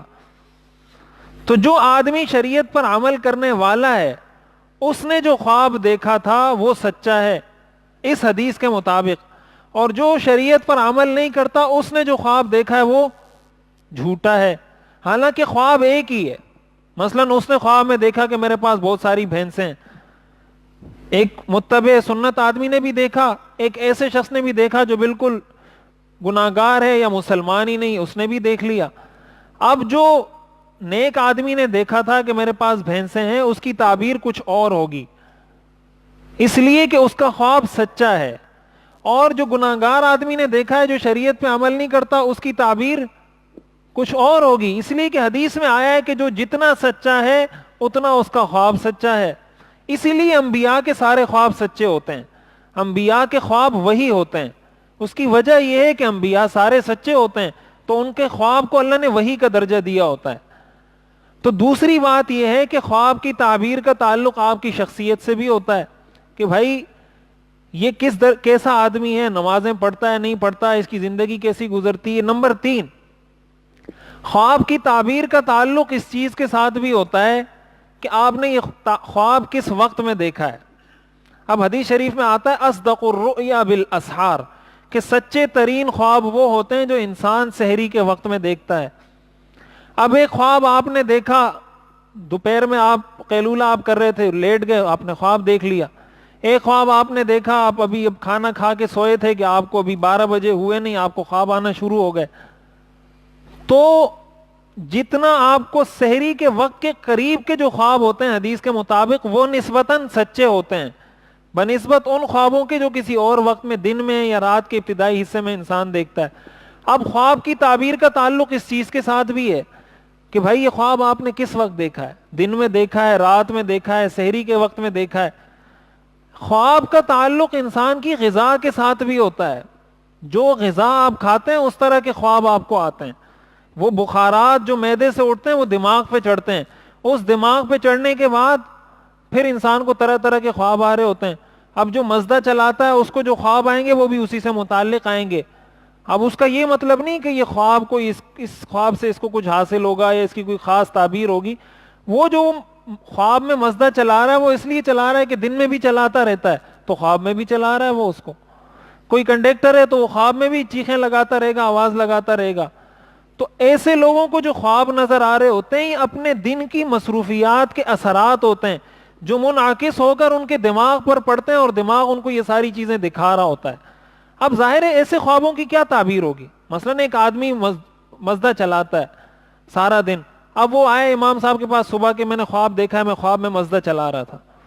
تو اس کا تو واضح مطلب یہ ہے کہ بھائی یہ تمہاری غذا کا اثر ہے تمہارے دماغ پر. تم سوتے وقت چونکہ یہی چیز سوچ رہے تھے تو خواب میں بھی تمہیں یہ چیز نظر آئی ہے. اور پانچویں بات خواب کے حوالے سے یہ ہے کہ خواب ہر کسی کے سامنے بیان بھی نہیں کرنا چاہیے، بالخصوص اگر کوئی خواب اچھا نہیں ہے. حدیث شریف کے اندر آتا ہے کہ یہ خواب لٹکا ہوا ہوتا ہے، مجھے الفاظ یاد نہیں ہے، خواب لٹکا ہوا ہوتا ہے. جو آدمی اس کو تعبیر بتاتا ہے وہ اس کو ایک جانب کر دیتا ہے. مطلب یہ ہے کہ خواب کو اللہ نے درمیان میں رکھا ہے. آپ نے کسی سے تعبیر پوچھی، اس نے آپ کو کوئی غلط تعبیر بتائی، اب یہ معاملہ اسی طرح ہوگا جس طرح اس نے کہا ہے. اس لیے کہا جاتا ہے کہ ہر کسی کے سامنے نہ خواب بیان کریں، نہ ہر خواب کسی کے سامنے بیان کریں. آپ نے بیان کیا کہ بھائی میرے پاس میں نے خواب میں دیکھا تھا اس طرح، میں بیمار تھا، یہ تھا وہ تھا، تو وہ آپ کو کہے کہ یار یہ تو بڑا خطرناک خواب ہے، لگتا ہے آپ کوئی بیمار ہونے والے ہیں سخت. اب اس نے کہا نا تو بس اس کا مطلب یہ ہے کہ اب آپ بیمار ہونے والے ہیں. یہ اس حدیث کا مطلب ہے کہ خواب لٹکا ہوا ہوتا ہے، تعبیر بتانے والا اس کو ایک جانب کر دیتا ہے. آپ نے اگر تعبیر پوچھنی ہے یا خواب بیان کرنا ہے ایسے آدمی کے سامنے بیان کریں، نمبر ایک جس کے بارے میں آپ کو پتا ہو یہ میرا خیر خواہ ہے. پہلی بات آپ کو یہ پتا ہونی چاہیے کہ یہ میرا خیر خواہ ہے. نمبر دو آپ کو یہ بات پتا ہونی چاہیے کہ بے وقوف بھی نہیں ہے. ہاں وہ آپ کی محبت میں ہی، ہمدردی میں ہی اگر الٹی تعبیر آپ کو بتا دیتا ہے تو آپ کا تو اس نے کام کر دیا، اس نے تو ہمدردی میں بتایا لیکن آپ کا تو کام کر دیا اس نے. تو ہمدرد بھی ہو آپ کا اور عقل مند بھی ہو، اور ساتھ ساتھ کوشش یہ کرنی چاہیے کہ اس کو دین کی بھی تھوڑی بہت سمجھ ہو. تو ان ساری چیزوں کو سامنے رکھ کر کسی سے خواب کی تعبیر پوچھنی چاہیے یا خواب کے بارے میں کوئی فیصلہ کرنا چاہیے. ہمارے لوگ اپنی ساری زندگی خوابوں کے اوپر جو ہے نا تعمیر کر رہے ہوتے ہیں، آج میں نے یہ خواب دیکھا، آج یہ دیکھا، آج یہ دیکھا ہے، تو اسی پہ ان کی ساری دنیا اور سارا جہان چل رہا ہوتا ہے. تو خوابوں کی جو شریعت میں حیثیت ہے وہ اتنی ہے بس. تو میں یہ عرض کر رہا تھا کہ حضور علیہ الصلوۃ والسلام نے ارشاد فرمایا اصدقہم رؤیا اصدقہم حدیثا. اس شخص کا خواب سچا ہوگا جو انسان اپنی زندگی میں بھی سچا ہو. جو جتنا سچا ہوگا اتنا اس کا خواب بھی سچا ہوگا. چونکہ انبیاء کرام علیہم السلام سارے سچے ہوتے ہیں اور اعلیٰ درجے کے سچے ہوتے ہیں، اس لیے اللہ نے انبیاء کے خواب کو بھی وہی بنا دیا. حضرت ابراہیم علیہ السلام نے جو حضرت اسماعیل کی گردن پر چھری پھیری تھی، اللہ نے حضرت ابراہیم کو براہ راست حکم نہیں دیا تھا. حضرت ابراہیم علیہ السلام نے خواب دیکھا تھا، انی ارا فی المنام انی اذبحک، اے میرے بیٹے میں نے خواب میں دیکھا ہے کہ میں تجھے ذبح کر رہا ہوں. تو حضرت اسماعیل علیہ السلام نے فرمایا افعل ما تؤمر، جس چیز کا آپ کو حکم دیا جا رہا ہے آپ وہ کام کر لیں. اب اللہ نے حکم نہیں دیا تھا براہ راست، لیکن اللہ نے خواب میں دکھا دیا تھا کہ وہ اپنے بیٹے کو ذبح کر رہے ہیں. حضرت ابراہیم سمجھ گئے کہ یہ اللہ کا حکم ہے کہ اپنے بیٹے کو ذبح کریں. اس سے معلوم ہوتا ہے کہ انبیاء کا خواب بھی کیا ہوتا ہے؟ وہی ہوتا ہے. اور نبوت کا آغاز اسی طرح کے سچے خوابوں سے ہوتا ہے. جب اللہ کسی کو نبوت دیتا ہے پہلے اس کو اسی طرح کے خواب دکھائے جاتے ہیں تاکہ اس کا تھوڑا مائنڈ بنے، ان کو بات سمجھ آنے لگے کہ یہ کیا چیز ہے. پھر آہستہ آہستہ تدریجاً ان کو نبوت عطا کر دی جاتی ہے. حضور علیہ الصلوۃ والسلام کو بھی حضرت عائشہ رضی اللہ تعالی عنہا فرماتی ہیں، بخاری شریف کی روایت ہے، اول ما بدأ به رسول اللہ صلی اللہ علیہ وسلم من الوحی الرؤیا الصالحۃ فی النوم، کہ حضور علیہ الصلاۃ والسلام کی وحی کا آغاز وہ اچھے خوابوں سے ہوا تھا. فکان لا یرا رؤیا الا جاءت مثل فلق الصبح، حضور جو بھی خواب دیکھتے تھے وہ بالکل روز روشن کی طرح واضح ہو کر آپ کے سامنے آ جاتا تھا. خواب میں آپ جو کچھ دیکھتے تھے آپ کو اپنی جاگتے کی زندگی میں وہ چیز بالکل کھلے آنکھوں نظر آ جایا کرتی تھی. یہ بخاری شریف کی روایت ہے. تو حضور علیہ الصلاۃ والسلام کی نبوت کا آغاز بھی اللہ نے انہی خوابوں کے ذریعے کیا. پھر حضور علیہ الصلاۃ والسلام کو جب یہ خواب آنا شروع ہوئے، اس کے بعد حضرت عائشہ فرماتی ہیں ثم حبب الیہ الخلاء، پھر حضور علیہ الصلاۃ والسلام کو خلوت نشینی، گوشہ نشینی، کسی ایک جانب رہنا، لوگوں سے ہٹ کٹ کر رہنا، آپ کو اس چیز کا بڑا شوق ہوا، بڑی اس چیز سے محبت ہونے لگی کہ بس میں لوگوں سے ہٹ کٹ کر رہوں، لوگوں سے دور رہوں.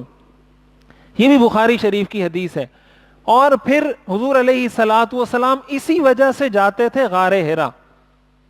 پہاڑ کے اندر یہ غار تھا، غار حرا، جہاں حضور علیہ الصلاۃ والسلام جایا کرتے تھے، اور جانے کا مقصد یہ تھا کہ میں دنیا سے اور لوگوں سے ہٹ کٹ کر رہوں، تھوڑا اللہ کی عبادت کروں، اللہ کی طرف متوجہ رہوں. اب اللہ نے حضور علیہ الصلاۃ والسلام کو خواب میں کیا چیزیں دکھائی تھی، کیا آپ نے دیکھا تھا، اس کی کوئی تفصیل احادیث میں موجود نہیں، لیکن ان خوابوں کی وجہ سے آپ پر یہ اثر ہوا کہ یہ آپ کے دل میں یہ بات پیدا ہو گئی کہ میں نے دنیا سے ہٹ کٹ کر رہنا ہے.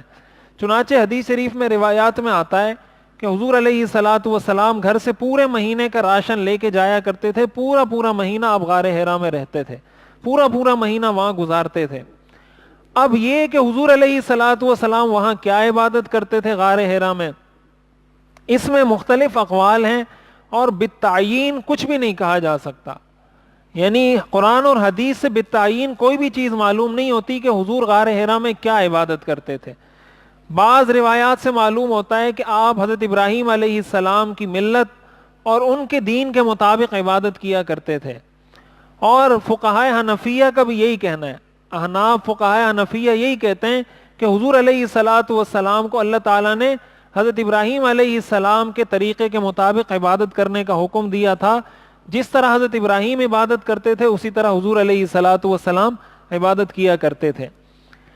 اب حضور علیہ الصلاۃ والسلام جو غار میں جاتے تھے اور وہاں عبادت کرتے تھے، تو عبادت تو میں نے آپ کو بتا دی کہ آپ، اور اس عبادت کا خلاصہ یہ تھا کہ آپ غور و فکر کرتے تھے، سوچتے تھے، اللہ کی مخلوق میں سوچتے تھے، اللہ کے نظام میں سوچتے تھے، مراقبہ کرتے تھے، پھر اللہ کی عبادت کرتے تھے، جو بھی ذکر اللہ نے بتایا ہوگا وہ ذکر کرتے ہوں گے.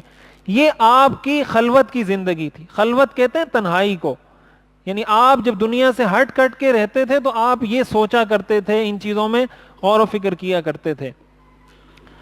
اب اس واقعے سے، غار حرا سے، اور ظاہر یہیں پر پہلی وحی کا آغاز ہوا ہے.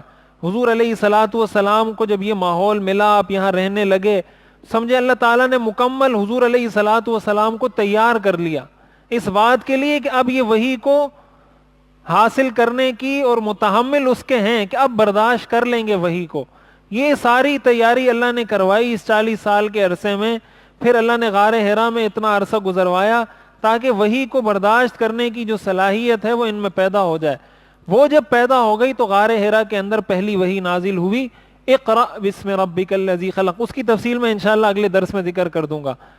لیکن حضور علیہ الصلاۃ والسلام کی یہ جو زندگی تھی، اب اس سے ہمیں 2-3 چیزیں سیکھنے کو ملتی ہیں. حضور علیہ الصلاۃ والسلام کی جو غار کی زندگی ہے، غار حرا کی، پہلی بات یہ ہے کہ ایک مسلمان کی زندگی میں اس چیز کو بہت اہمیت حاصل ہے کہ اس کی زندگی میں کچھ لمحہ، کچھ وقت اس کے پاس ایسا ہونا چاہیے جس میں وہ ساری دنیا سے ہٹ کٹ کر اللہ سے اپنا تعلق قائم رکھے.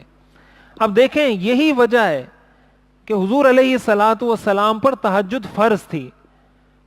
حضور علیہ الصلاۃ والسلام کے لیے تہجد سنت مستحب نہیں تھی، آپ پر تہجد فرض تھی. قرآن کریم میں آتا ہے یا ایھا المزمل قم اللیل الا قلیلا نصفہ او انقص منہ قلیلا او زد علیہ ورتل القرآن ترتیلا. اللہ تعالیٰ فرماتے ہیں کہ تم نے یہ رات کی عبادت کرنی ہے، وَمِنَ اللَّيْلِ فَتَهَجَّدْ بِهِ، تو اللہ تعالیٰ نے نافلۃ لک، یہ آپ پر زائد فرض کی گئی ہے، آپ پر زائد، باقی امت سے اضافی آپ پر لازم کی گئی ہے یہ. اور اس کا بنیادی مقصد بھی یہ ہے کہ انبیاء کا اللہ کے ساتھ براہ راست کوئی تعلق ہونا چاہیے جس میں وہ اور اللہ ہو بس، اور کوئی مخلوق میں سے کوئی بھی نہ ہو. اب اسی کو صوفیہ مراقبہ کہتے ہیں، اسی کو محاسبہ کہا جاتا ہے. دیکھیں انسان تنہائی میں، تنہائی دو طرح کی ہوتی ہے. ایک تنہائی ہے کہ انسان دنیا سے ہٹ کٹ کر رہنے لگے کہ بھائی مجھے بس اس دنیا میں نہیں، کہیں پہاڑ میں جا کے رہوں گا، بس وہاں کھاؤں گا پیوں گا. اس کی شریعت اجازت نہیں دیتی، یہ ناجائز ہے. حدیث شریف میں آتا ہے لا سرورۃ فی الاسلام، اسلام میں رہبانیت، اسلام اگر آپ نے مسلمان رہنا ہے تو آپ نے شادی بھی کرنی ہے، آپ نے بچے بھی پالنے ہیں، بچوں کی تربیت بھی کرنی ہے، عورت کے ساتھ زندگی بھی گزارنی ہے، آپ نے اپنی معاش کے لیے کوشش بھی کرنی ہے، عبادت بھی کرنی ہے. اسلام اس چیز کا درس دیتا ہے. تو اس طرح کی گوشہ نشینی کی تو اسلام اجازت نہیں دیتا کہ آپ کہیں مجھے دنیا سے کوئی مطلب نہیں، بس میں جاؤں گا کسی پہاڑ میں رہوں گا، اپنے لیے کچھ تھوڑا بہت کماؤں گا، بکریاں چراؤں گا، کھاؤں گا. اس کی شریعت اجازت نہیں دیتی. دوسری گوشہ نشینی ہے کہ انسان اپنے سارے کام کرے، لیکن 24 گھنٹے کے اندر یا ہفتے کے اندر یا 2 ہفتوں کے اندر یا مہینے کے اندر کوئی وقت ایسا خاص کرے جس میں وہ تھوڑی دیر بیٹھے اور سوچے. قرآن کریم میں اللہ تعالیٰ نے ایک آیت ہے قرآن کریم کی جو بہت ہی اہم ہے، جس سے اس کی اہمیت پتہ چلتی ہے. اللہ تعالیٰ فرماتے ہیں یوم یبعثہم اللہ جمیعا فینبئہم بما عملوا احصاہ اللہ ونسوہ. اللہ فرماتے ہیں میں قیامت کے دن سارے انسانوں کو جمع کروں گا، پھر ان کو ان کے سارے اعمال گنواؤں گا کہ تم نے یہ کام کیا تھا، یہ کام کیا تھا، یہ کام کیا تھا. آگے اللہ تعالیٰ نے ایک جملہ ذکر کیا ہے، وہ جملہ کیا ہے؟ احصاہ اللہ ونسوہ. اللہ نے ان ساری چیزوں کو محفوظ کر دیا ہے، یہ انسان کام کر کے بھول گیا ہے. انسان گناہ کر کے بھول گیا کہ میری تو جماعت چھوٹ گئی تھی، میری تو نماز رہ گئی تھی، میرے پہ زکوٰۃ فرض تھی میں نے نہیں دی تھی، یا میرے سے یہ گناہ ہو گیا تھا، بدنظری ہو گئی تھی، یہ گناہ مجھ سے ہوا، وہ کر کے بھول گیا. اللہ فرماتے احصاہ اللہ، اللہ نے محفوظ کر لیا ہے. اب انسان جب تنہائی میں بیٹھتا ہے اس کا فائدہ یہ ہوتا ہے کہ پھر وہ بھولتا نہیں ہے. بھولتا اس لیے نہیں ہے کہ آپ 24 گھنٹے میں آپ نے 5 منٹ نکالے کہ بھائی میں اپنا محاسبہ کرتا ہوں. تھوڑی دیر کے لیے بیٹھیں، سوچیں کہ میں صبح اٹھا، میں اس سے ملا، یہ کام کیا، نماز پڑھی، اس سے میں نے جھوٹ بولا، وہاں میں نے یہ کام کیا، یہاں میں نے اچھا کام کیا، نماز میں نے صحیح پڑھی، یہ جماعت میری رہ گئی، اس جماعت میں میری 2 رکعتیں رہ گئی، یہ کام اچھا تھا، یہ غلط تھا، اس کے ساتھ جو میں نے بات کی تھی یہ بد اخلاقی تھی، یہ بدتمیزی تھی، یہ صحیح تھا، یہ غلط تھا. 5 منٹ بیٹھ کے اپنے پورے دن کی کارگزاری اپنے دماغ میں گھما لیں. اس کا فائدہ کیا ہوگا کہ آپ کو پتہ چل جائے گا کہ میں کتنا نیک ہوں، کتنا گناہگار ہوں. آج ہمارا مسئلہ یہ ہے کہ ہم میں سے ہر شخص اپنے آپ کو دنیا کا نیک ترین آدمی سمجھتا ہے. زبان سے تو ہر آدمی کہتا ہے میں گناہگار ہوں، زبان کی بات نہیں کر رہا، دل کی بات کر رہا ہوں. اور اللہ جو محاسبہ کریں گے وہ دل کا کریں گے. یعنی زبان سے تو ہم کہتے ہیں کہ یار میں بہت گناہگار ہوں. آپ کو اگر کوئی کہہ دے کہ آپ بہت گناہگار ہیں تو پھر آپ کا ریئیکشن کیا ہوگا؟ ہمارے علماء نے لکھا ہے کہ بعض لوگ اپنے ساتھ لکھتے ہیں احقر، ضعیف، فقیر. تو کہا یہ اس شخص کو لکھنے کی اجازت ہے جو واقعتاً اپنے دل سے اپنے آپ کو احقر سمجھتا ہو. احقر کا مطلب ہوتا ہے سب سے زیادہ حقیر. وہ شخص یہ لکھ سکتا ہے اپنے ساتھ احقر جو واقعتاً اپنے آپ کو دنیا میں سب سے زیادہ حقیر سمجھتا ہو. اگر وہ دنیا میں اپنے آپ کو سب سے بلند سمجھتا ہے اور لکھتا اپنے ساتھ احقر ہے تو اس کا یہ احقر لکھنا یہ تکبر ہے. اپنے نام کے ساتھ فقیر لکھنا یہ تکبر ہے، اس لیے کہ یہ لوگوں کو دکھانے کے لیے کر رہا ہے. حقیقت میں تو اس کا دل یہ سمجھتا ہے کہ میں ان سب سے بہتر ہوں. ہاں اگر کوئی دل سے یہ سمجھتا ہے کہ میں احقر ہوں، میں فقیر ہوں، میں دنیا میں سب سے کمزور ہوں، وہ اپنے نام کے ساتھ لکھے. اور اس کی علامت علماء نے لکھا ہے یہ کہ اگر دنیا میں کوئی اور اس کو کہہ دے احقر، دنیا میں کوئی اور اس کو بول دے فقیر، پھر یہ اپنے دل کو ذرا ٹٹولے کہ اب میرے دل کی کیا کیفیت ہے. اگر اس کے دل میں کوئی بھونچال آیا کہ یار اس نے تو مجھے احقر بول دیا, اس نے تو مجھے فقیر بول دیا, اس کا مطلب یہ دل سے اپنے آپ کو احقر نہیں سمجھتا تھا, زبان سے بولتا تھا. تو عرض کرنے کا مقصد یہ ہے کہ اس کا فائدہ یہ ہوتا ہے کہ انسان جب بیٹھتا ہے تو وہ اس کو پتہ چل جاتا ہے کہ بھائی میں نے تو آج کے دن میں 100 گناہ کیے ہیں, میں نے تو وہاں جھوٹ بولا ہے, یہاں میں نے غلط کام کیا ہے, یہاں غلط کام کیا ہے. اور اگر یہ نہیں کریں گے تو پھر کیا ہوگا؟ احصاہ اللہ ونسو. اللہ فرماتے ہیں میں نے تو محفوظ کر لیا اور یہ بھول گیا ہے کام کر کے کہ میں نے جھوٹ بولا تھا. اور بھولتا ہے انسان کیوں ہے؟ جب اپنا محاسبہ نہیں کرتا. اس لیے حضرت عمر نے فرمایا حاسبوا قبل ان تحاسبوا, اپنا محاسبہ کرو قبل اس کے کہ تمہارا محاسبہ کیا جائے. حضرت عمر رضی اللہ تعالیٰ عنہ کی زندگی میں ہمیں یہ چیز بالکل واضح نظر آتی ہے. صحابہ کی زندگی میں ایک بزرگ کے بارے میں آتا ہے, امام غزالی رحمۃ اللہ علیہ نے ان کا تذکرہ کیا ہے, ابن حمصہ یا اس طرح کا کچھ نام ہے ان کا, کہ ان کی جب 60 سال عمر ہوئی تو انہوں نے کہا کہ میری 60 سال عمر ہو گئی. 60 سال عمر کا مطلب یہ ہے کہ 21,000 دن میری زندگی میں آ کر گزر گئے. اس کا مطلب یہ ہوا کہ 21,000 دن, تو ایک دن میں نے 1,000 گناہ کیے ہوں گے, تو 21,000 دن میں میرے کتنے گناہ ہو گئے ہوں گے. یہ وہ سوچتے رہے, اسی سوچ میں ان کا انتقال ہو گیا, اسی غم میں ان کا انتقال ہو گیا کہ 60 سال میں نے زندگی گزار دی, اس میں نے کتنے گناہ کیے ہوں گے اور میرے کو پتہ بھی نہیں میں نے کتنے گناہ کیے ہیں. امام غزالی رحمۃ اللہ علیہ نے ان کا یہ واقعہ لکھا ہے, اور اسی سوچ میں پریشانی اور خوف کی وجہ سے ان کا انتقال ہو گیا. اب دیکھیں, آپ اگر 10 سال بعد اپنا محاسبہ کریں گے نا تو آپ کو یہ یاد نہیں ہوگا کہ آج کے دن 2 تاریخ 2 دسمبر 2018 کو مجھ سے کیا گناہ ہوا تھا. 10 سال بعد آپ کو یاد نہیں ہوگا. لیکن اگر آج رات کو آپ کر لیں گے تو آپ کو یاد ہے کہ صبح سے لے کر اب تک مجھ سے کیا گناہ ہوا ہے. تو اس لیے اس کو چھوڑنا نہیں. یہ ہمارے جو صوفیاء ہیں, جو اصلاحی سلسلہ ہوتا ہے, جو بیعت کی جاتی ہے, پھر وہ جو مراقبہ کرواتے ہیں, مختلف مراقبہ, مثلا موت کا مراقبہ کروایا جاتا ہے کہ بھائی تھوڑی دیر بیٹھ کے موت کا مراقبہ کرو. موت کے مراقبے کا مطلب یہ ہوتا ہے کہ 5 منٹ بیٹھ کے انسان یہ مراقبہ کرے, یہ سوچے کہ بھائی میں نے ایک دن مرنا ہے. جب مرنا ہے تو اب یہ تصور کرے کہ میں مر چکا ہوں اور میرا جنازہ پڑھا دیا گیا, مجھے قبر میں رکھ دیا گیا, میرے سارے پڑوسی, سارے رشتہ دار, بیٹے, اولاد سارے مجھ سے آ گئے.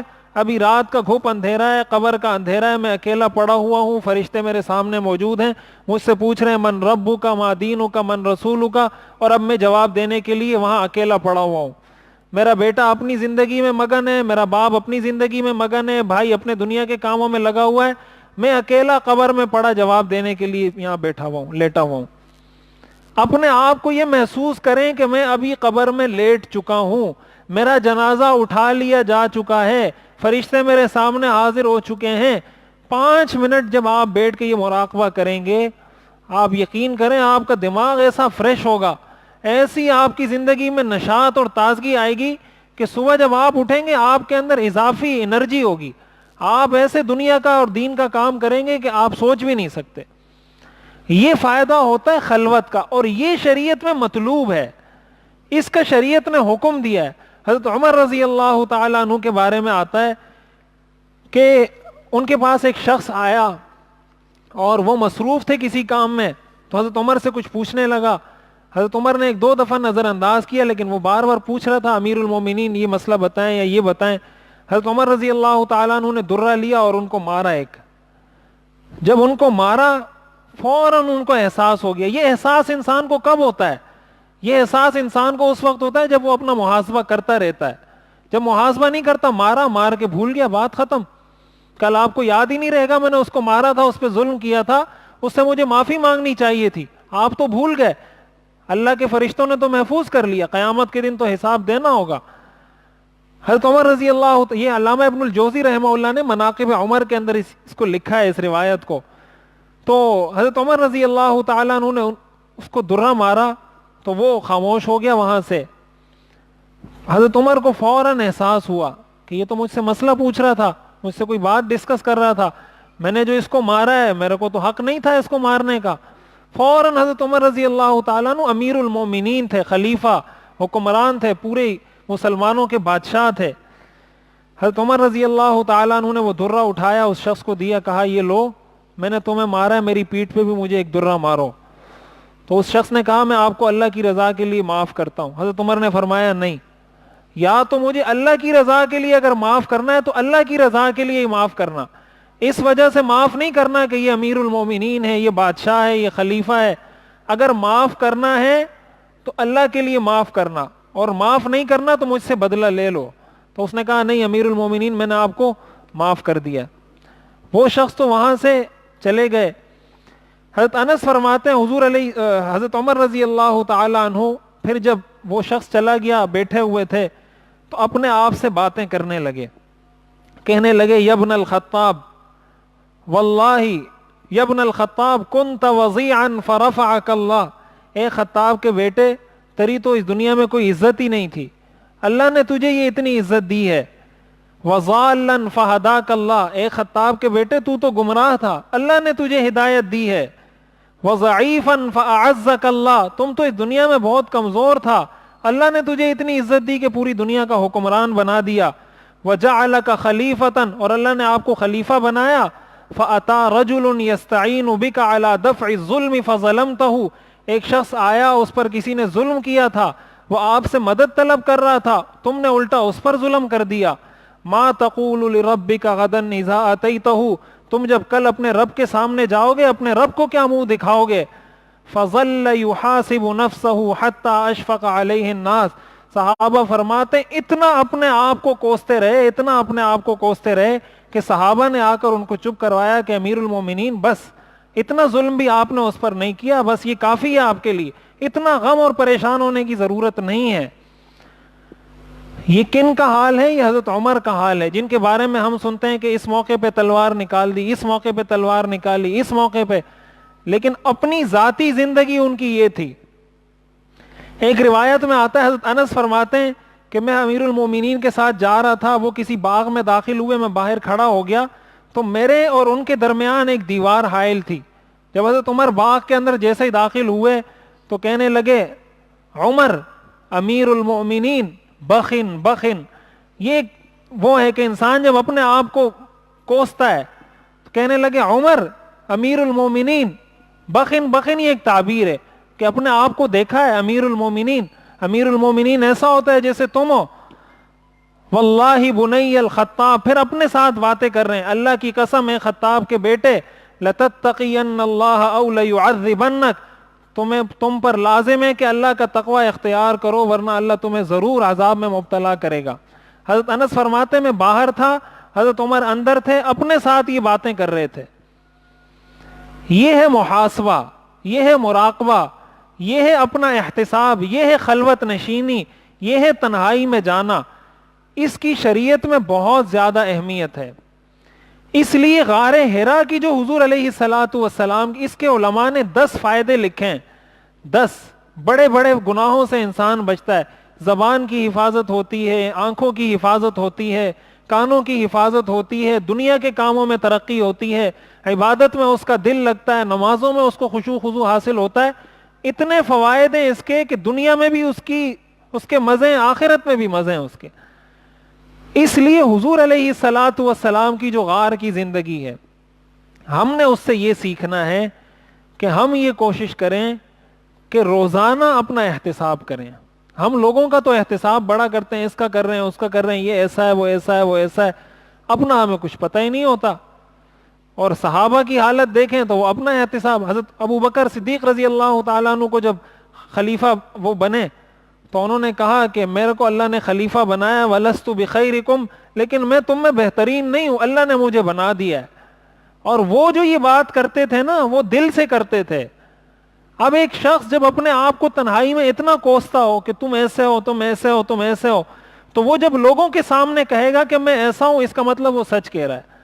لیکن جب تنہائی میں اس کا اللہ کے ساتھ کوئی تعلق ہی نہیں ہے، نہ کبھی اس نے اللہ کے سامنے کوئی 2 رکعت تہجد کی نماز پڑھی، نہ کبھی اس نے اللہ سے تنہائی میں کوئی بات کی، نہ کبھی اللہ سے راز و نیاز کا کوئی تعلق رہا، بس یہی نماز پڑھی، اسی سے فارغ ہو کر دنیا کے کاموں میں لگ گیا، تو جب یہ تعلق اس کا اللہ کے ساتھ نہیں ہوگا، پھر وہ زبان سے یہ کہے گا کہ میں بڑا حقیر ہوں، بڑا فقیر ہوں، بڑا کمزور ہوں، بڑا گناہگار ہوں، اس کا مطلب اس نے اپنا محاسبہ تو کیا نہیں اور لوگوں کے سامنے ایسی باتیں کر رہا ہے۔ یہ چیزیں خطرناک ہوتی ہیں۔ اس چیز کا ارادہ کریں، اس چیز کا عزم کریں کہ ہم بھی اپنی زندگی میں اگر 24 ایک دن میں نہیں ہوتا 2 دن میں کریں، 2 دن میں نہیں ہوتا 3 دن میں کریں۔ اس کا فائدہ یہ ہوگا کہ آپ کو بہت جلد پتہ چل جائے گا کہ میں دن میں اتنی نیکیاں کرتا ہوں، اتنے گناہ کرتا ہوں۔ اب تو اگر ہمیں کوئی استغفار کا کہے تو ہم کہتے ہیں ہم نے گناہ کیا کیا جو استغفار کریں، ہمارے تصور میں یہ بات آتی ہے۔ لیکن جب محاسبہ کریں گے آپ کو پتہ چلے گا کہ میں نے تو ساری زندگی بغیر استغفار کے گزار دی ہے۔ اللہ تعالی ہمیں سمجھنے اور عمل کرنے کی توفیق عطا فرمائے۔ تو حضور علیہ الصلاۃ والسلام کی جو غار حرا کی زندگی ہے، جہاں آپ جاتے تھے، اور یہ اللہ تعالیٰ نے تمام انبیاء کی سنت رکھی ہے کہ ان کو تنہائی کی اللہ نے الگ ایک زندگی نصیب کی ہے۔ حضرت ابراہیم علیہ السلام کے بارے میں آتا ہے فَلَمَّا اعْتَزَلَهُمْ وَمَا يَعْبُدُونَ مِن دُونِ اللَّهِ وَهَبْنَا لَهُ إِسْحَاقَ وَيَعْقُوبَ، کہ جب وہ گوشہ نشینی انہوں نے اختیار کی تو میں نے ان کو اسحاق اور یعقوب کی صورت میں نعمت دی۔ اصحاب کہف کا جو تذکرہ ہے وَإِذِ اعْتَزَلْتُمُوهُمْ وَمَا يَعْبُدُونَ اللَّهِ، اس کے اندر بھی اللہ تعالیٰ نے اسی چیز کا تذکرہ کیا ہے کہ انہوں نے گوشہ نشینی اختیار کی۔ اور ایک آخری بات مولانا ادریس کاندلوی صاحب رحمۃ اللہ علیہ نے لکھا ہے کہ ہجرت جس کی شریعت میں اتنی اہمیت ہے کہ اگر آپ کہیں شریعت پر عمل نہیں کر سکتے تو شریعت حکم دیتی ہے کہ وہاں سے ہجرت کرو۔ ہجرت کا بنیادی مقصد بھی یہ ہے کہ انسان ایسے لوگوں سے دور ہو جائے، ایسے لوگوں کی نظروں سے دور ہو جائے جو اللہ کے نافرمان ہیں، تاکہ اس کو گناہگاروں سے، کافروں سے تنہائی ملے۔ وہ آ جائے گا مسلمانوں میں لیکن کافروں کے لحاظ سے وہ تنہا ہو جائے گا کہ اس کے ساتھ کسی کافر کی صحبت نہیں۔ ہجرت کا بنیادی مقصد یہ ہے کہ مسلمان کو کافر سے دور کر دیا جائے۔ اور ایک بات یہاں یہ بھی عرض کر دوں کہ ہمارے جو مسلمان بھائی باہر ممالک میں رہتے ہیں، یورپی ممالک میں یا جہاں بھی، وہاں بعض ممالک ایسے ہیں جہاں وہ اپنے دین پر عمل نہیں کر سکتے، ان کو مشکلات ہوتی ہیں، اپنے بچوں کی تربیت نہیں کر سکتے۔ ایسے موقع پر ان پر لازم ہے کہ وہ جگہ چھوڑیں، کسی ایسی جگہ پر جائیں، پاکستان نہیں آنا نہیں آئے لیکن کسی ایسے ملک میں جائیں جہاں آپ شریعت پر عمل کر سکتے ہیں۔ اگر آپ کسی ایسے ملک میں رہ رہے ہیں جہاں آپ شریعت کے فرائض بھی پورے نہیں کر سکتے، اپنے بچوں کو ہی مسلمان بنا کر تربیت نہیں کر سکتے، پھر بھی وہاں پر رہ رہے ہیں، وہاں رہنے سے وہ لوگ گناہگار ہوں گے۔ ان پر لازم ہے کہ ایسی جگہ جائیں، ایسے ملک میں جائیں جہاں وہ شریعت پر عمل کر سکتے ہوں۔ یہ بھی ایک طرح سے تنہائی ہوگی، ہجرت ہوگی کہ انہوں نے کافروں کی صحبت چھوڑ کر اچھے لوگوں کی صحبت اختیار کی ہے۔ اللہ تعالی ہمیں سمجھنے اور عمل کرنے کی توفیق عطا فرمائے۔ وآخر دعوانا ان الحمد للہ رب العالمین، الحمد للہ رب العالمین والصلاة والسلام علی رسولہ محمد وآلہ واصحابہ اجمعین۔ ربنا آتنا فی الدنیا حسنہ وفی الآخرۃ حسنہ وقنا عذاب النار۔ اللہم انا نسألک المعافاة فی الدنیا والآخرہ، اللہم انا نسألک الخیر کلہ ونعوذ بک من الشر کلہ، وصلی اللہ تعالی علی خیر خلقہ محمد وآلہ واصحابہ اجمعین، آمین برحمتک یا ارحم